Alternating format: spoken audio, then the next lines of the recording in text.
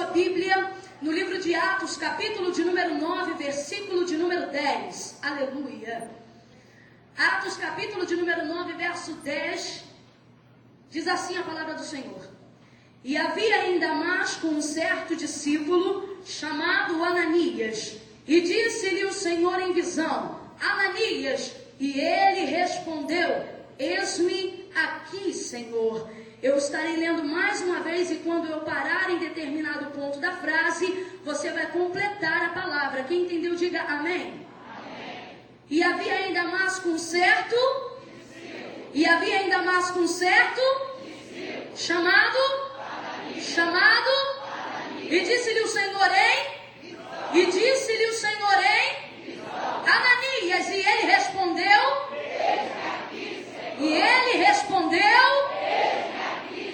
e a igreja do Senhor responde amém. Mantenha a sua Bíblia aberta, coloque ela sobre a sua cadeira, permaneça de pé, dê a mão ao irmão que está sentado ao seu lado, aleluia. Dá um apertãozinho aí para ver se ele está ligado, se ele está sentindo a presença de Deus, vê se ele está quente, aleluia. Vê se ele está quente, se ele está frio, se ele está morno. Se ele estiver frio, você começa a falar, Jesus, esquenta ele. Se ele estiver morno, você começa a falar, Jesus, esquenta mais. Aleluia. Vai abrindo a tua boca, vai glorificando. Vai abrindo a tua boca, vai glorificando, vai falando com o Senhor. Eu tenho certeza que você não entrou aqui nesta noite em vão. Eu tenho certeza que você veio aqui buscar direção, buscar resposta, buscar a palavra de Deus para a tua vida. Nós não queremos voz de homem, mas nós queremos reconhecer na voz dos homens a voz de Deus. E é por isso que você veio, porque Deus fala nesse lugar. Segura mais forte, segura mais forte. Agora levanta a mão desse irmão com a tua irmã. Alabacanga, alabaia. Oh, aleluia. Comece a pedir, Deus fala comigo. Que o teu clamor nesta noite seja esse, Deus fala comigo. Bendito Deus e amado Pai, mais uma vez congregados na tua casa, estamos diante da tua presença e em oração falamos contigo. Ah, Senhor, grandes são as maravilhas que tu já tem realizado no decorrer deste culto oferecido a ti. Mas, Senhor, faça mais um pouco por nós, porque, Senhor amado, nós estamos sedentos de ouvir a tua voz.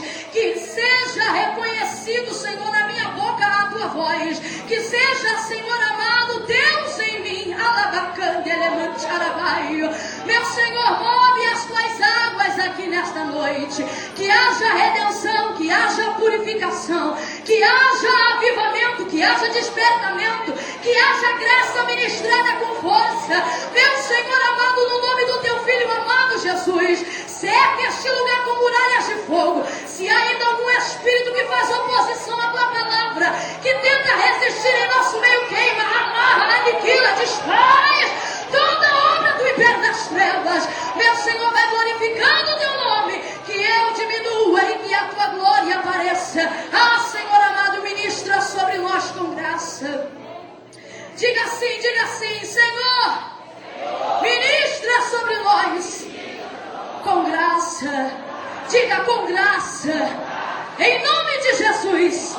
Diga em nome de Jesus.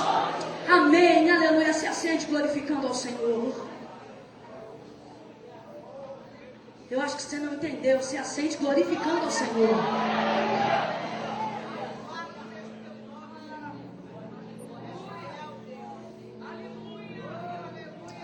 Oh, aleluia.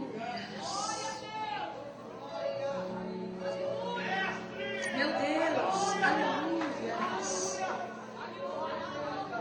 Meu Deus, aleluia. Como é bom sentir a tua presença, Senhor. Oh, aleluia. Amados, a passagem onde nós lemos no livro de Atos, no capítulo de número 9, do versículo de número 1 ao versículo de número 31, vai narrar a história sobre a conversão de Saulo quando ele caminhava ao caminho de Damasco. Não se preocupe, você que esteve aqui na segunda quarta-feira, não é aquela mensagem do caminho de Damasco que nós estaremos pregando nesta noite, mas nós gostaríamos de falar de um homem que não é o protagonista desta história, de um homem que seria no máximo aqui um coadjuvante, aleluia.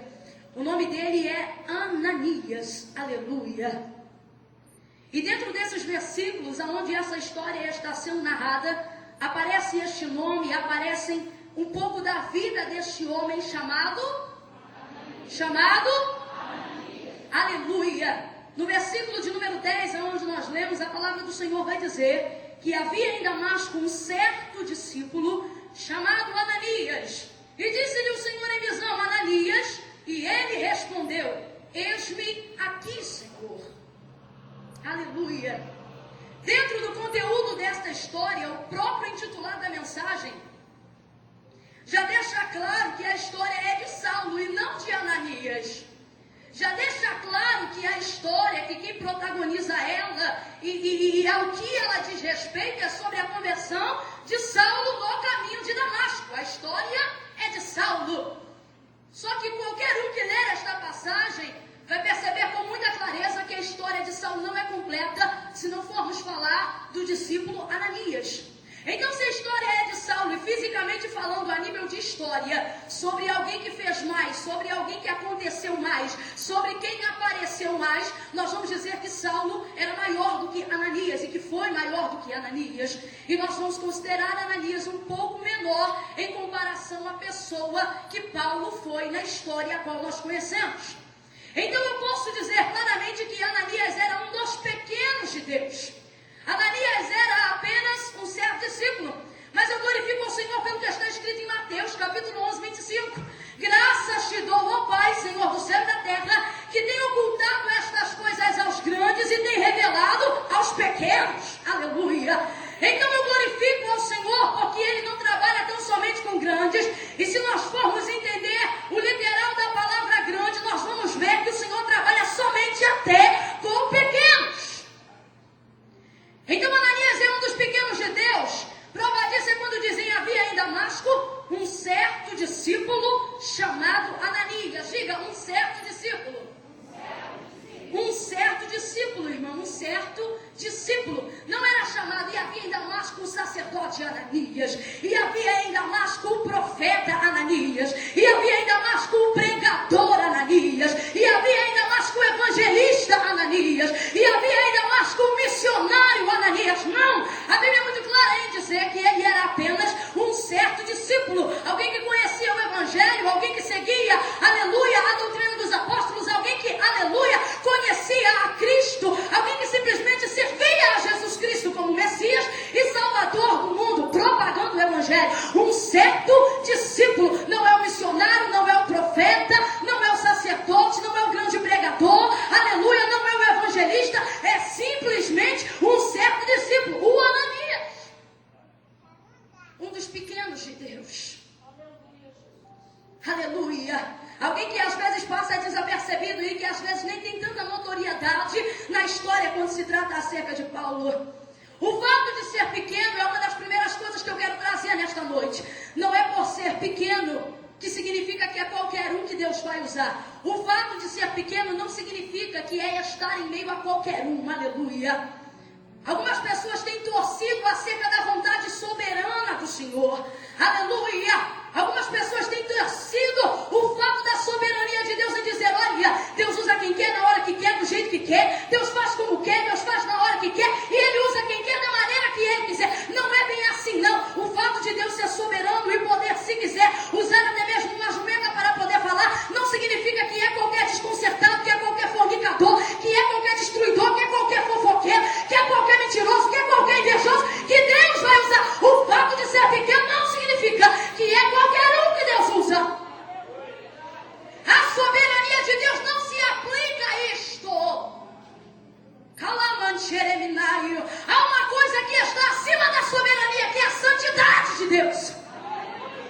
Deus é soberano, sim é soberano. Deus é justo, sim é justo. Deus é bom, sim é bom. Mas o que os anjos dizem diante de sua face é: santo, santo, santo é o Senhor dos exércitos, e toda a terra está cheia da sua glória. A Bíblia diz que Ele é fiel e não pode negar-se a si mesmo. Ainda que o homem seja infiel, todavia ele permanece fiel. Isso não significa que por causa dos teus pecados e da tua infidelidade que porventura você vier a cometer diante do Senhor, significa que Deus é tão bonzinho e tão maravilhoso que Ele não vai olhar para nada disso e vai te usar do mesmo jeito. Catuca teu irmão e fala para ele: não é bem assim não. Não. Se Deus é fiel, porque não pode negar-se a si mesmo, Ele está dizendo, eu sou tão fiel que ainda que eu te amo, se você não estiver na posição, eu não posso te usar porque eu não posso negar a minha santidade.